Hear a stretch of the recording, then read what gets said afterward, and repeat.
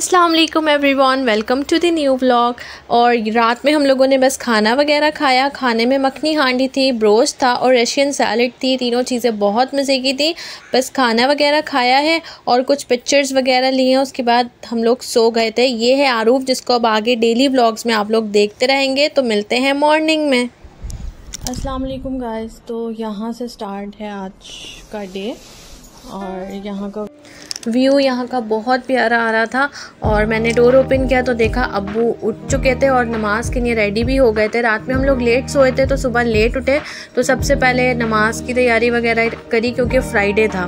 और आरूफ का भी वेट कर रहे थे। आरूफ स्कूल जा चुके थे तो टाइमिंग वगैरह का भी हमें पता नहीं था कि वो किस टाइम आते हैं क्या है। तो हम लोग उठे तो वो नहीं थे। घर में सन्नाटा हो रहा था तो बस आरूफ का वेट हो रहा था कि आरूफ आएंगे तो थोड़ी और रौनक लगेगी। वालेकुम अस्सलाम। आपको ले लिया आप जी, मज़ा आया। आप स्कूल लेके गए थे? हाँ, आपका केक। आपने सुबह मुझे उठाया नहीं बिकॉज़ आप तो सो रही थी। मैंने जाना था ना वो छोड़ने। अच्छा, मंडे को चले जाएंगे। चले सही है।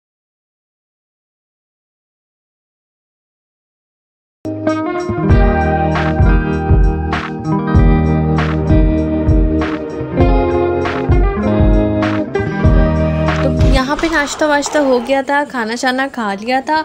और हम लोग की थकन जो थी वो तो उतर के ही नहीं दे रही थी, क्योंकि बाकी दो तीन दिन से हम लोग वहाँ तैयारियों में भी लगे हुए थे। फिर ट्रैवल करके आए तो फिर सो तो गए थे, रात में नींद भी पूरी हो गई थी, लेकिन एक थकन थी जो कि हमारी नहीं उतर रही थी।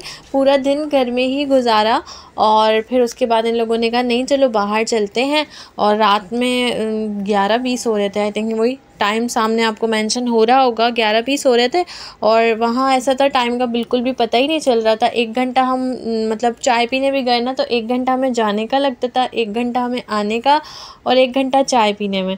तो इस तरह से टाइम पता ही नहीं चलता था बिल्कुल भी। बाकी यहाँ पे वेट हो रहा था भाई के आने का और हम लोग बैठ के जगह डिसाइड कर रहे थे कि कहाँ कहाँ जाना है। ये हमें बता रहे थे यहाँ चलेंगे वहाँ चलेंगे।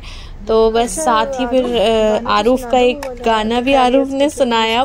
बाबा नहीं है, जल्दी से सुना दो। यहीं बैठ पूछो कभी तो खैफियत जो तेरे बिन एक दिन जैसे 100 साल है।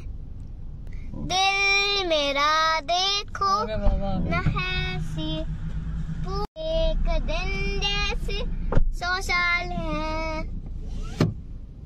जब है मेरा होना तुम्हें है मेरा, जितनी भी हो दूरियां फिलहाल है ये दूरियां फिलहाल है।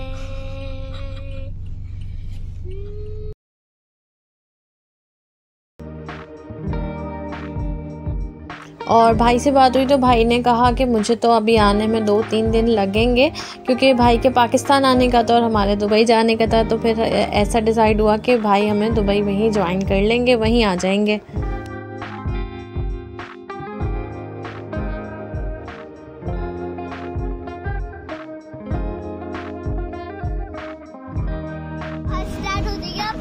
आप वहाँ से बैठो।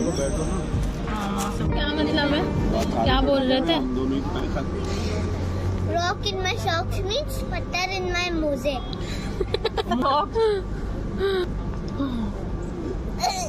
पत्थर इन माय म्यूजिक।